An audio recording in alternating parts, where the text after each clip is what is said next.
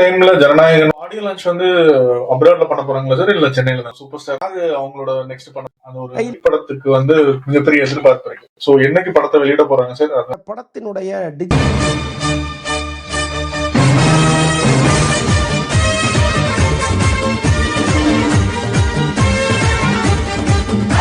Hi வணக்கம், welcome to Janani studios. ரொம்ப ஒரு லாங் கேப்க்கு அப்புறம் திருப்பி அண்ணன் சார் நம்ம கூட ஜாயின் பண்ணிருக்காரு. இன்னைக்கு நம்ம சினிமா நியூஸ் பத்தி கேட்கறதுக்கு தான் அண்ணன் சார் நம்மளோட ஜாயின் பண்ணிருக்காரு. வெல்கம் சார், எப்படி இருக்கீங்க? நல்லா இருக்கீங்களா? நல்லா இருக்கேன். வணக்கம் வணக்கம், சொல்லுங்க சார். ஒரே ஹாட் நியூஸா போயிட்டு இருக்கு. இப்போ சூப்பர் ஸ்டார் மூவில இருந்து ஈவன் சுந்தர் சி சார் கூட வெளியே வந்துட்டாருன்னு சொல்லிட்டு இருக்காங்க. சோ இப்போ யாரு அவங்களோட நெக்ஸ்ட் பண்ண போறாங்க சார்? ஆக்சுவலா இப்போ நம்ம பேசிட்டு இருக்கிற இந்த நிமிஷம் வரைக்கும் நிறைய இயக்குனர்கள் ட்ரை பண்ணிட்டே இருக்காங்க. இப்போ ரஜினி வந்து கதை தினம் ஒரு கதை கேட்க முடியாது இல்லை அவரால்.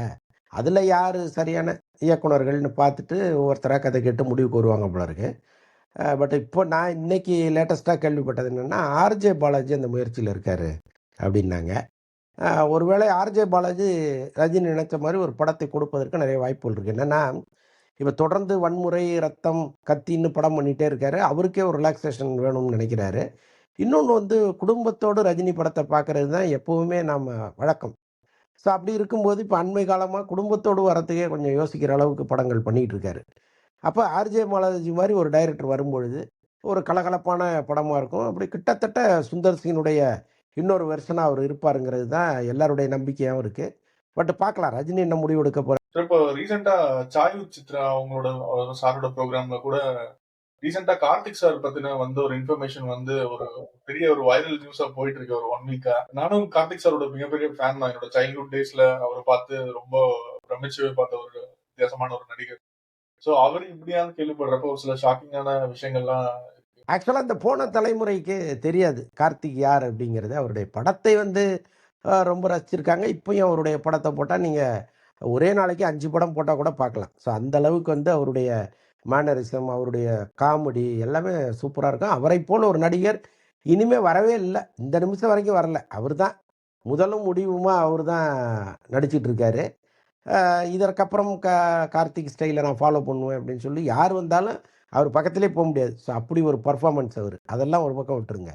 ஆனால் நாம் வந்து ஒரு பெரிய பொக்கிஷம்ங்கிறது அவருக்கே தெரியாமல் போயிடுச்சு. அதுதான் இதில் இருக்கிற மிகப்பெரிய ட்ராஜடி. அன்னைக்கு வந்து அவர் மட்டும் கொஞ்சம் கோஆப்ரேட் பண்ணி எல்லா தயாரிப்பாளர்களையும் வாழ வைக்கணுங்கிற ஒரே நோக்கத்தோடு அவர் நடிச்சிருந்தாருன்னு வைங்களேன், இன்றைக்கும் அவர் இடத்த அடிக்கிறதுக்கு ஆளே கிடையாது. அந்த இடம் அப்படியே தான் இருந்திருக்கும்.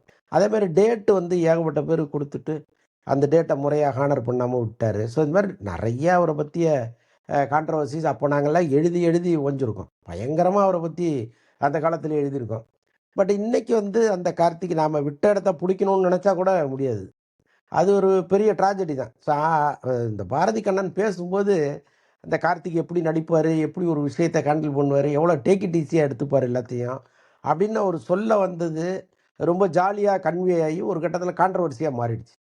அவர் சமூகத்தை சேர்ந்தவர்கள் பாரதி கண்ணனுக்கு மிரட்டல் விடுக்கிறது, அந்த கார்த்திக் தொடர்பாக யாரெல்லாம் வீடியோ போட்டிருக்காங்களோ அதெல்லாம் போய் வந்து டெலிட் பண்ணுகிற அளவுக்கு யூடியூப்லேருந்து அதை எடுக்கிற அளவுக்கு என்னென்ன செய்யணுமோ எல்லாத்தையுமே தொடர்ந்து செஞ்சுட்டு இருந்தாங்க. பட் என்ன இருந்தாலும் இந்த அடுத்த தலைமுறை கார்த்திக்குங்கிற ஒருத்தருடைய படத்தை பார்த்து ஒரு யார் என்ன ஏன் ஒரு இடையில காணா போயிட்டார் அப்படிங்கிற கேள்விகள் அவங்களுக்குள்ள வரும் இல்லையா? ஸோ அதெல்லாம் யாராவது ஒருத்தர் கிளியர் பண்ணிதானா? இப்போ இடையில ஒரு சில வருஷங்களுக்கு முன்னாடி கூட 2-3 படம் நடிச்சிருந்தாருங்க சார். மிஸ்டர் சந்திரமௌலி, அதே மாதிரி ஈவன் கேவி ஆனந்த் சாரோட படத்துல கூட ஒரு படத்துல அநேகங்கிற படத்துல கூட அவுட் வில்லனா பண்ணிருந்தாரு.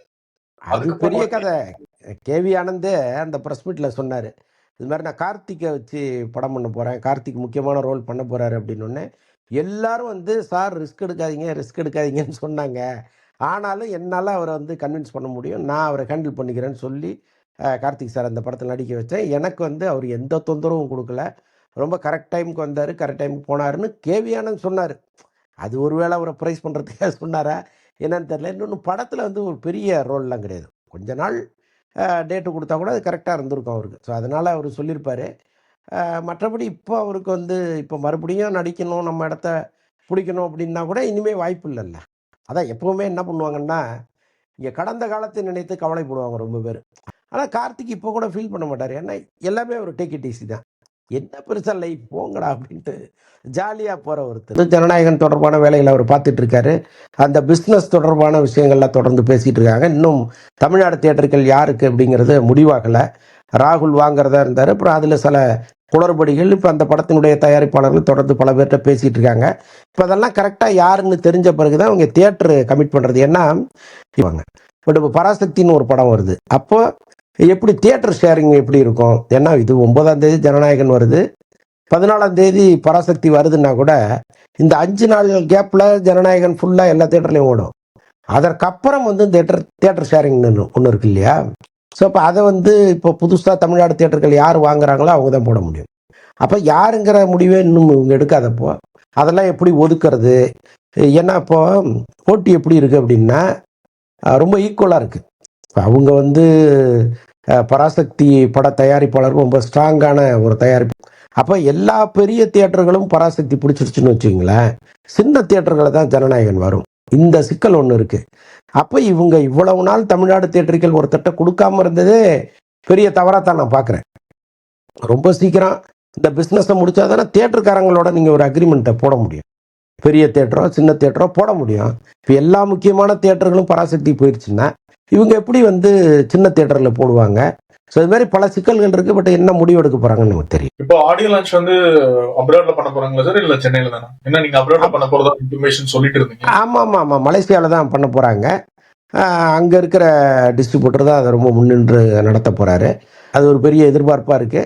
கட்டாயமா எல்லாரும் ஒரு கூர்ந்து நோக்குகிற ஒரு விழாவா அது இருக்கு. இன்னைக்கு இருக்கிற டெக்னாலஜியில் வந்து நீங்க எங்க சந்திர மண்டலத்தில் பண்ணா கூட நேரடியாக லைவ் பண்றதுக்கு அவ்வளோ சேனல்ஸ் இருக்கு. ஸோ அதனால கடைக்கோடி மக்களும் பார்த்துருவாங்க. அது ஒரு பெரிய காம்ப்ளிகேஷன்லாம் ஒன்றும் இல்லை. இங்கே தான் பண்ணணும் அங்கே தான் பண்ணணும்னு இல்லை.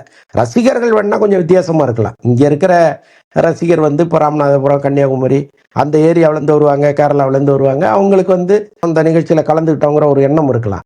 பட் அங்கே மலேசியாங்கும்போது எவ்வளோ பேர் மலேசியா போவாங்கன்னு ஒன்று இருக்குல்ல. இப்போ அங்கே இருக்கிற தமிழர்கள் வருவாங்க. ஸோ இதெல்லாம் இருக்கு. பட் என்ன இருந்தாலும் நம்ம ரசிகர்களுக்கும் அவங்க ரசிகர்களுக்குமான அந்த வேறுபாடுங்கிறது கொஞ்சம் இருக்கு. அதை வேணா நம்ம கண்ணை உறுத்தலாமே தவிர இந்த நிகழ்ச்சி என்ன லெவலில் நடக்க போகுது இது எல்லாமே உடனுக்குடன் நமக்கு தெரிய போகுது. அது ஒரு பெரிய காம்ப்ளிகேஷன் இல்லை சார். அப்புறம் இன்னொரு முக்கியமான ஒரு படம் இப்போ பேசு பொருளா இருக்க படம் பாத்தீங்கன்னா அரசன்.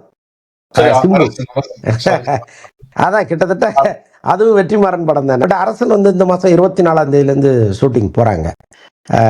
செட்டில் ஏதோ ஒரு செட் ஒர்க் நடந்துட்டு இருக்குன்னு சொல்கிறாங்க. லைவ் லொக்கேஷன் நிறையா போகிறாரு சிம்பு. ஏன்னா இப்போ இந்த படத்தை பொறுத்த அளவுக்கு செட் ஒர்க்குன்னா பெரிய செலவாகும்.